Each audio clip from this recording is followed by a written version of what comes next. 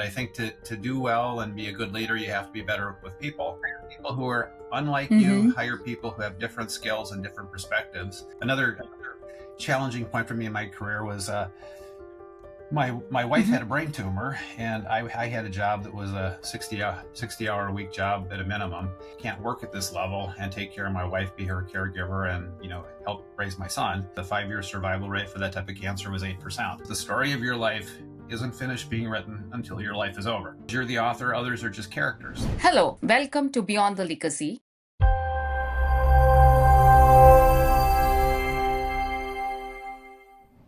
The podcast where we uncover the stories of remarkable leaders who continue to shape the future long after their official titles. I'm your host, Poonam Garg, and today's conversation is one that is incredibly personal, powerful, and deeply inspiring.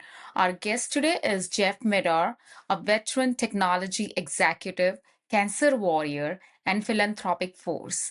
Jeff most recently served as a senior vice president and chief information officer at Sun Country Airlines, capping off an impressive tech career that included the leadership role at Target and Imagine Print Solutions. But beyond the boardroom and digital transformation, Jeff's most extraordinary chapter began in 2018, where he was diagnosed with the stage 4 kidney cancer and given only few months to live. Defying every odd, he turned that diagnosis into a mission, celebrating milestones once deemed impossible, like seeing his son graduate and get married. Jeff now channels his strength into advocacy, serving as a chair of the Minnesota chapter of American Cancer Society and launching CIOs Against Cancer to unite tech leaders into this fight. This conversation blends leadership, resiliency, and legacy like few others. Jeff, it is an honor to have you on Beyond the Legacy podcast. Well, thank you. I'm very happy to be here, and will enjoy spending the next half hour or so talking with you. Okay, so Jeff, let's start with the world where you build your name, technology. You have led transformation across industries. Can you take us back to a one moment, one inflection point that truly shaped your leadership approach? Sure. I've been in technology for a long time. I started in 1980.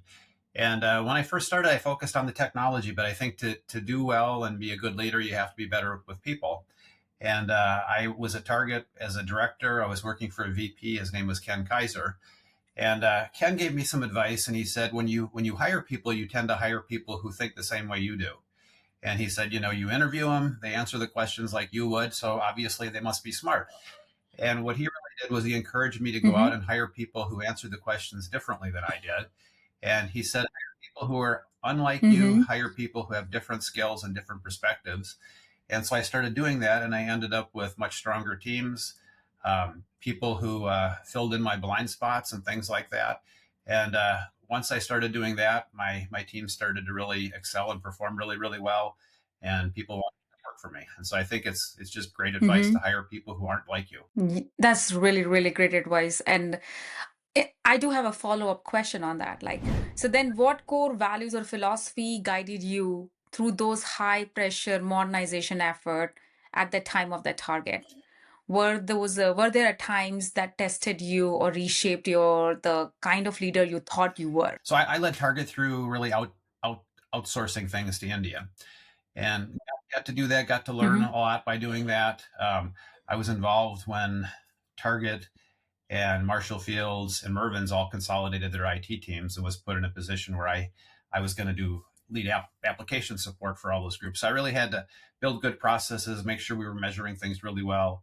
At one point in my career, I got moved to infrastructure. I Mm-hmm. knew nothing about infrastructure, and it was a place where I had to lead Mm-hmm. more from a business perspective and let the experts make the decisions, but sort of guide them in how I wanted the decisions to be made. So I think those are some things that were impactful in my career. At my high point at Target, I was at Target for 23 years. I was running about half of IT, and so I was running probably a $500 million budget, Mm. had thousands of contractors and employees reporting to me, and had a really good area. I tried to focus on running IT as a business, understanding what our service levels were, what our costs were, and things like that. And we worked really hard to make sure we were a good value to the company. So I think it's really important that people learn the company's business, learn what's important to the business, learn how the business leaders are measuring the business, and then try to run IT as a business. Another challenging point for me in my career was my wife Mm-hmm. had a brain tumor, and I had a job that was a 60 hour a week job at a minimum, and she was not expected to live. I had a young son, and so I worked for Beth Jacob, who was a CIO, and I said, Beth, I can't work at this level and take care of my wife, be her caregiver, and help raise my son. And she said, pick the things you like, and we'll make your job smaller. You'll get paid the same amount. So I ended up picking um, infrastructure, engineering, and security. And then about 2 years after that, we had the data breach at Target, and that happened. It was one of the first big ones that had Mm-hmm. happened in a while. Got lots of negative publicity. Mm-hmm. I figured I was either going to lose my job or Beth was going to lose her job, and Beth was the one who took the brunt of the blame from a public standpoint, and she left the company. And then a lot of changes started to happen at Target. The CEO moved on, and Target wasn't the same Target I liked and liked working at. So I decided to leave and do something else. But the data breach was very much a pivotal point in my career. But I learned one thing in this story, you know what, you literally immediately find it out like what is important for you. And that's where you start setting your boundary, which is like, is it right time to focus on my personal life or is it a right time to focus on my work? Right. And that's amazing. That is really a good thing that you have called it out, having a conversation with Beth, and Beth gives you an opportunity. So it's like you should be always surrounded by the good people around of you when it comes down to leadership journey, Yeah. and when you are in the high pressure modernization efforts kind of thing. Yep. That's that's truly inspiring. Now, my next segment is most about like facing life's greatest challenge, right? So in 2018, your life changed in an instant. You were told that you had a stage 4 kidney cancer and only months to live. How did you even begin the process, that news? And more importantly, how did you choose to keep going? Well, that's a good question. Um, it's one that I probably won't get emotional answering. But when I was diagnosed, I had stage 3 kidney cancer before that. I had a kidney removed and a gallbladder removed. Surgery went well, and the surgeon said you've probably got a 1 in 4 chance that the cancer comes back, and if it comes back, it'll be stage 4, and you won't live very long if that happens. And 6 months later, it came back, showed up in my lungs, and at the time, I said, "Well, how long is this? How long am I going to be around?" And he said, "A year, maybe two." And at the time I went out and looked, the 5 year survival rate for that type of cancer was 8%. Yeah, I looked at it and I said, well, I've lived Mm-hmm. I've lived a good life. I've had lots of great experiences. I've accomplished a lot. Married my best friend. Raised a great young man, and so I ended up getting a note from one of my colleagues after I was diagnosed with stage 4, and he shared this thing with me. It was called. He shared 4 points with me, and the first one was the story of your life isn't finished being written until your life is over. And so that made me think that, I might as well keep moving on, add more chapters to my life if I can, make them good chapters. Second point was you're the author, others are just characters. And so, it helped reinforce that I have control of however much time I have left. And third point was some of the best stories include people who overcame hardship and injustice. And so Mm-hmm. I thought maybe I can be one of those people who overcomes this problem that I've got. And then it said, develop a learning mindset, grow through and overcome obstacles, and make a difference with the rest of your life. And so that shifted me into thinking that every day is a gift and that I should live each day to the fullest and add as many good and meaningful chapters to the story of my life as I can. And so I tried not to let any day, not to waste any day, and try to focus on being a good boss, being a good husband, fighting against cancer via the ACS and CIOs Against Cancer. Yeah, my audience has learned from this, though your 4 bullet points that your friend has advised. This is really nice story Yeah. because it's so now I have a follow-up question on this. Does this did this journey change how you think about leadership, especially in this crisis? And do you think like it reshape your definition of strength? Um, I would say that the things that I learned through that is to take care of people who are going through tough times on your team. Um, I've had a number of people Mm-hmm. on my team that were going through a cancer battle, and so I made it very personal that I'd reach out to them. I have a pretty large network of people that follow what's going on with me, and it's probably once a month somebody will reach out to me and say, "I just found out I had cancer. How do I deal with this?" And so usually what I try to tell them is, every day you wake up is a gift. And it's an opportunity. And, tomorrow's not guaranteed for any of us. You could be driving home from work and get killed in a car accident. And so I just try to encourage people to make a positive out of this and use whatever time you have left to do good for others. Wow. Inspiring. This is again inspiring for me. Now my next segment is purpose and philanthropy. So you have become powerful voice in the cancer advocacy world, especially through your work with American Cancer Society. What lit that fire for you? Well, cancer has personally impacted me. Obviously, I've got it. My wife was thought to had it when she had her brain tumor. It's impacted family members. Mm-hmm. It's impacted friends. I've lost a lot of good friends to cancer, and it's impacted my colleagues. One of every three females will get cancer during their lifetime. One of every two males will get cancer during their lifetime. So it's something that we need to change that curve. People are living longer with cancer. There's better therapies and drugs and stuff like that to treat it, but I think it's still a major leading cause of death and hard times for people. So it's something that we just need to beat, and we will. I think that I believe this can go to my follow-up question. I believe, does this lay down the path of like your idea, which is CIOs Against Cancer? It does. I think research really holds the key to curing cancer. And Okay. what we started a group that is focused on raising money for cancer research. Mm-hmm. And we've also started doing patient support, which is last Mm-hmm. night we had a cooking event at the Hope Lodge in Minneapolis. CIOs Against Cancer had 3 nights of cooking contests, and this was the final grand finals. And through that, we raised about $40,000 for cancer research. Plus, we provided 3 or 4 nights worth of really nice food, restaurant style food for the residents that are staying there dealing with cancer.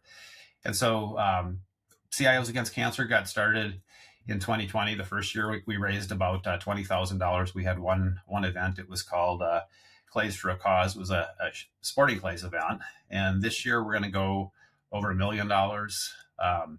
We've got, I believe it's 5 or 6 different events scheduled. We've since 2020 we've funded 7 research projects. Um, and so we're growing fast. It kind Mm-hmm. of runs itself now. It's a great collaboration between IT leaders and IT vendors. And as I said, we had an event last night that wrapped up, and it was just great fun for people. And what I'm finding is a lot of the vendors like to meet the IT leaders, so there's this kind of natural draw. But at the events, there isn't a lot Mm-hmm. of shop talk. It's all about fighting cancer, and people get to know each other better. I think it probably helps the vendor's business. If you've met a vendor and they've been standing next to you helping you cook a meal, you're more likely to answer the phone when they call. Um, but I think we've we're we're Mm-hmm. we're doing well with cancer research. The ACS is the uh, largest non-government funder of research. They've been doing funding research since I believe the '60s, and they have um, funded 53 Mm. researchers who've gone on to earn the Nobel Prize for their cancer research, and so they have been pretty successful with that. A lot of the big drug innovations have involved ACS funding in the early stage. That is incredible. I can also say that's a good power. Means giving someone in the long run a drug that helps to fight the cancer, that's amazing. Means this is good research.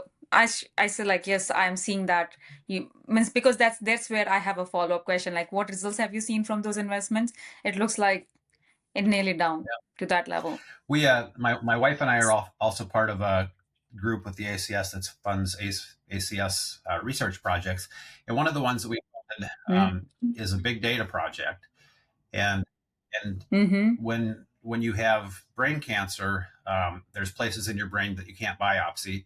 There's also places in your brain when you biopsy it damages your brain. So the preference is don't biopsy. And MRI reading is Mm. more of an art than a science. And so with big data, the ACS has all this data about patient survival and what the MRI looked like and stuff like that.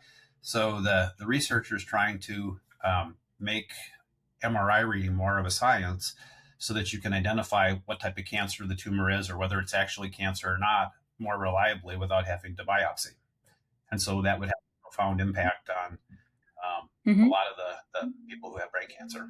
Yeah, that is like you're really doing a great cause, like giving back to the community. That's I appreciate means I personally like it. Now, as you think, so now we are as we see right now the legacy that you are building. What do you hope people say about your impact both in technology and in life? That's a good question. I was thinking about how to answer that. And I grew up doing Boy Scout things. I did lots of camping. Until not too long ago, I used to go to the Boundary Waters and Voyager National Park a lot. And one of the things I was always taught at an early age was to leave the campsite that you stay at better for the next guy.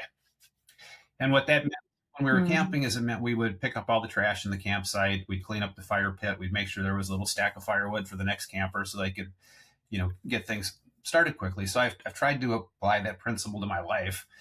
And so I want to leave things better for the people who come after me. I'd love to see the CIOs Against Cancer in most states generating $20 million a year before the cancer gets me. I want to be remembered as a good dad, a good husband, a good friend, a good boss. I'd like to be a grandpa before the cancer gets me. Um, so yeah, so hopefully I mean, that's that's how people remember me and think about me. this is a Poonam question directly. So and this is for our listeners today. So is there a way my listeners can get involved and contribute and join you into this journey? Sure, I think we have lots of events that we do that are really geared towards IT people, and so you can attend those events. Mhm. Often I will put a little post out that shares my journey, and usually it ends with a link that you can contribute to the CIOs Against Cancer at it. So you can financially contribute, you can contribute your time or talent, you can be a volunteer at events. Um, as I mentioned earlier, Mhm. CIOs Against Cancer is kind of running itself right now, and that's because we've got a really good volunteer group, Mhm. and we have lots of people who want to be Mhm. involved and really get a lot of personal satisfaction out of being involved. So now my next question is like as you have stepped away from corporate leadership, but your influence has never been slowed down. So what continues to you to inspire and energize now? Well, it's giving back. I stay very busy with the ACS stuff and the CIOs Against Cancer stuff. It's not so busy that I don't have time to enjoy being retired, but I think it's really important to when I was having a conversation with Beth Jacob years ago, and I was talking about wanting to retire, and she said, you are a person who likes to be fully engaged, and she goes, you need to find something to retire to rather than something to retire away from. And I'd actually tried to retire once before, and I was miserable after 3 months and went back to Mhm. work. And I think this time around, I've got stuff that keeps me busy, Mhm. keeps me energized, keeps me relevant, and I think that's important when you step away from work. That's how it plans for you. It looks like uh, after retirement, what you wanna gonna work. So let's talk about the leadership during COVID-19. That's a segment. So you know that pandemic was unprecedented test for every leader. Yep. What was it like for you during the Sun Country timeframe? Any moment that you would like to share? Oh, there was a couple of things that I could share. One of the things when COVID hit, the whole travel industry Mm-hmm. slowed down dramatically, and Mm-hmm. we we were actually we were thinking we were going to go bankrupt. Many of the airlines felt like they were going to go bankrupt. A couple did. Almost all of the major U.S. airlines have gone bankrupt at least once. And fortunately, we had just struck a partnership with Amazon to fly their product um, around the country, and that business took off. So we were one of the very few profitable airlines during COVID. But when COVID hit, I'm a work in the office guy. Unfortunately, I had a challenged immune system because of the drugs I was on for my cancer. I like seeing my peers. I like being Mm-hmm. able to Mm-hmm. walk into their office and have conversation. Um, so I really had to work at home, and uh, my peer group, our executive leadership team Mm-hmm. there, were really really great about supporting me, making sure that meetings that we had were set up in a way that I could participate. When the company went public, I couldn't be in the office, so they had me take a picture of myself, and then they photoshopped it professionally into the picture of the leadership team when we went public. And so I think, I was fortunate that I worked in a really supportive environment. Um, I sort of feel like COVID rewrote some of the rules of the workplace. And challenges that I had is when COVID was kind of over, it was really, really hard to get people back into the office.